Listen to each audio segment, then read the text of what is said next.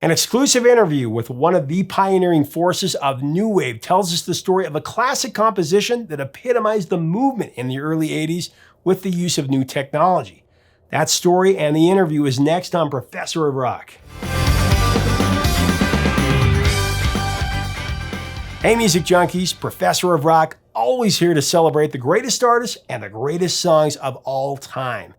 If music is part of the joy of your life, you're going to want to subscribe below right now so you never miss an episode of our daily feature celebrating the history, the videos, the stories behind the songs. Also, check us out on Patreon to become an insider with us. It's time for another episode of our series Revelations, where featured artists reveal rare stories about their greatest songs. On this episode of Revelations, we have new insight into the new wave classic, The Metro, from Berlin lead singer Terry Nunn. Riding on the Metro. Terry Nunn is the supreme goddess of 80s new wave. Her divine beauty, her towering voice, and fiery live performances have inspired contemporaries like Lady Gaga and Florence Welch.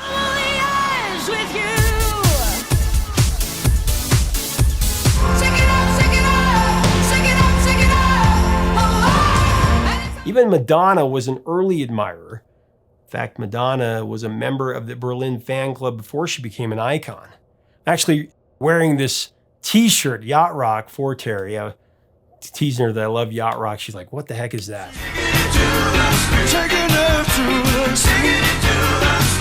I do want to thank our sponsor, Zenni Eyewear, as we go into this interview. I'm wearing my tortoiseshell pair right now.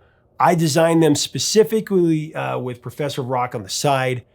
You can do the same. You just go to zenni.com, you pick out your design, you put in your prescription. You can even do a virtual try-on before you buy, and they'll deliver them to your house. Do it. Here's Terry with the story of the Metro. Let's talk about Metro, just one of the greatest new wave songs ever. I told you that it's come up in conversation a ton of times with other artists who've said that it was an influence on them. Wow. Written by John, it not only defined you guys, but the music that would come, that would impact everything after, because I always felt that song kind of sounded like, do you remember Phantasm? The movie Phantasm, the horror movie? No. It was a big movie in the early 80s. And the synth was kind of similar. It had a kind of same eerie tone to it. And I wonder if John ever, if that was an influence. I mean, everybody's influenced by everything, but I always wondered if that was an influence at all, or if he'd ever seen it, because it came out in 1979.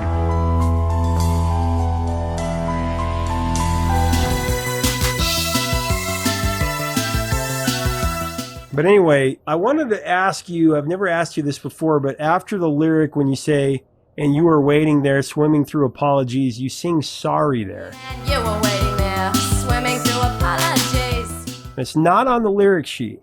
So I was wondering, was that something that came naturally to you when you were recording it? Whose idea was it to put sorry? That was my idea. Yeah. I'm good at harmonies. I come up with some interesting stuff, and I was just trying to think of, I don't think there's one harmony in the riding on the metro, riding on the metro. So there's that one, but it really didn't. There's one in the verse. So yeah, I come up with little answer lines or harmonies or, complimentary lines underneath things, and that one was one I came up with. What did you think when you first heard it? Because you had to know when you heard the music that it was something really special, something different. When I first heard it, it wasn't yet. I changed the melodies a lot. And I didn't know at the time that is writing, and it was okay. I just, at the first time I heard it, he had the melody as, I'm alone, sitting with my empty glass, my four walls follow me through my past. I was on a Paris train, I emerged in London rain. You were waiting there, swimming through apologies. So it was just real monotone, mechanistic, and I thought, okay, there's something there, but it needed a little more variety in it. It was a little too much the same, so I just kind of threw in glass, four walls, follow me through my past. I was on a Paris train. I emerged in London rain, and you were waiting there, swimming through apologies. I just thought, just to give it a little more of a, Yeah. And so we worked on it, and it just got better and better and better. And when we finished that song, when you say blueprint, that was our blueprint. That was the first song that we finished as a band. It was like, that's it. You just struggle to find your identity in a band, who you are, where do you fit, what do you want to say, how do you want to say it? Because you can do it so many different ways, but you have to pick a direction and a sound that you want. And so we were just trying for a couple of years at that point to, like, who are we? Yeah, this is good over here, and that sounds good, but just weren't quite fine. And then Metro was like, whoa, that's it. It came together. Yes, it's dark, it's sparse, it's sexy, it's got a groove, it's got a rhythm, it's got a beat, it's intelligent, it's talking about something, it's interesting, it's cosmopolitan, because we were from Orange County, we weren't cool. It sounds cool and like it's from Europe, and so those were all the everything just coalesced in that song to be like, that's Berlin, that's what we want. So from there we actually had a blueprint of, no, this isn't that, or this is too far that, or that we could that anchored us to what Berlin is. Well, when you talk about finding your identity, we've talked about this before, but you were influenced and listened to, Stevie Nicks and Grace Slick and those were, and Ann Wilson, and those were people that you really, you loved their vocal style.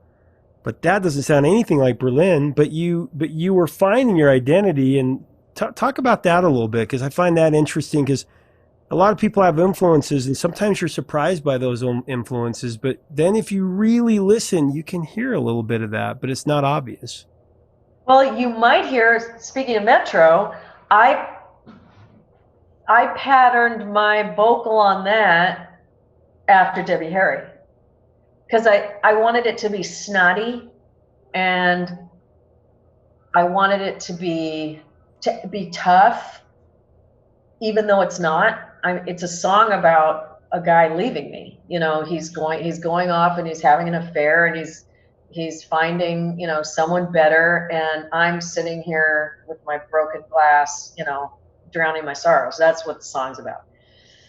And so it's really sad, but I wanted to be like tough about it, and you were waiting there, swimming through your apologies, and like, and Debbie Harry was the only singer at the time that demonstrated that a lot, and I really liked it, that punk attitude. And so I patterned that vocal and that intention after her delivery of her songs, and it really worked for that song. Well, and the video was so great because at that moment, MTV was giving people a new look at pop music. Because before that, you might see it on the Midnight Special, or whatever shows were on American Bandstand. But video gave you guys, and a lot of these bands, a new artistic way to show themselves to their fans. And that video was played on MTV quite a bit, and I know that was exhausting for you, because the director was really kind of pushing you to, because there's a crying scene. You had to do it over and over, that subway scene, right? Yeah. Tell me about that. Well, it was the usual, work, I don't know why they booked the back-to-back videos. We literally did Sex Ima on one day, the Metro on the next day, and then getting on a plane to start a tour the next day. So by the time we got to the Metro, we had to finish that thing that night because we were on a plane the next day, and we weren't going to finish it. It would just not be done. And so that was like the last shot at like 3 a.m, where I'm walking around and I'm just done. I'm just like, I can't do this anymore. I hate you. I hate everybody. I hate myself. And I was literally crying. And he was like, yeah, perfect. And it was like exactly what he wanted, right? He wanted me to fall apart, just lose my shit right on camera. And so he's shooting everything. Yeah. We're going to be going for another 5 hours, Terry. I was like, no, I can't do this anymore. I can't do this anymore. Oh, man. So that's why I was just so emotional at that point. We got it done, but yeah, there's a lot of that. Well, the prominent covers of that song, I mean, not only has it influenced so many people after, but you probably heard the System of a Down cover and John Frusciante. John Frusciante did it? Yeah. Yep. Hear that one? Yep. Wow, I'd like to hear that.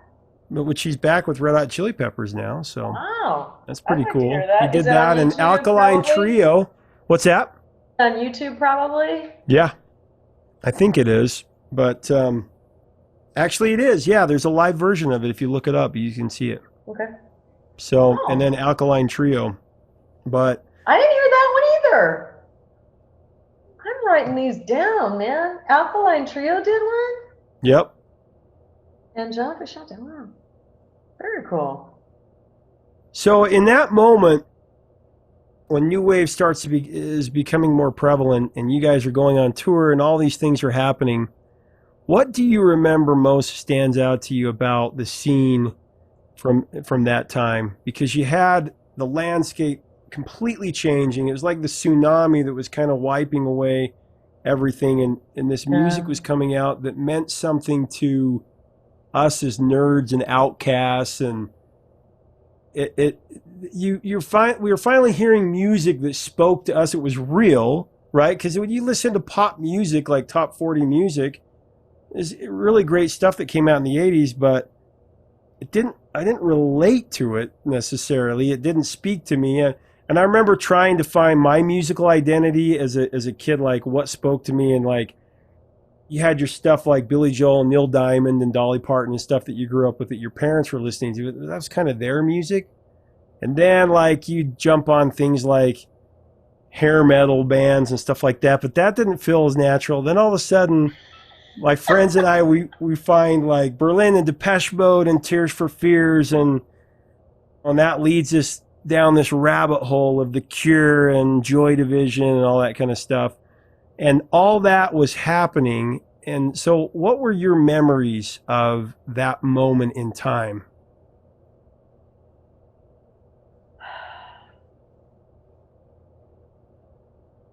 Like anything was possible. It was so different, even to me. I loved it. I loved how different it was. I loved that it had nothing to do with anything before it, really. There were punk elements to it, and of course rock elements, but it was turning into its own thing, and the electronics of it was completely, the whole melding was, anything could happen. And the way, what people were talking about in the songs, you're just mentioning that, and when I think of Romeo Void, am I like, you better we slept together. I mean, this was honest woman talk, it was, nobody said that shit. But she was, and I loved it. I just loved that anything was possible and anybody could get heard. It just was wide open to a whole new genre of music. And I wanted it so bad, because for me, after glam rock, to me, it really started with Bowie, and then, you know, T-Rex, the New York Dolls, but it didn't really coalesce into anything. It didn't get big, and then it was just arena rock in the 70s and corporate disco in the 70s. It's just like, where's my music? You know, I want what my brother had in the 60s. He had lots of cool stuff, and it was all different. It was all fresh and weird and great, and this isn't fresh and weird and great. This is just shit. This is just coming from companies, and it's all packaged nice, and I don't, like you, I don't relate to this. Yeah. And so when this happened, it was like, finally, you know, it's happening. Something that's ours, that we created, that we can relate to, that's saying what we want to say. Totally get it. You know, my daughter's 15, and I don't get a lot of the stuff she listens to, but it doesn't matter because it speaks to her. And that's what we need, especially when we're teenagers and everything's starting to form and we're starting to decide who we are and what we believe in and what we don't. And we need those avenues of music that speak for us and speak to us. And that's what it felt like for me with New Wave and punk. It was speaking to me and for me. Riding on the metro. Thanks so much for watching. Leave us a comment about Terry Nunn, about Berlin, about this song and the New Wave movement. What other songs should we cover here and get the stories behind and do interviews with? If you like our video, we do invite you to subscribe below to be part of this community. To get the band shirt of the day, click on our links below. And to get even more content and get insider access, join us on Patreon. Help us to keep the music alive. Until next time, 3 chords and the truth, my friends. Stay safe out there.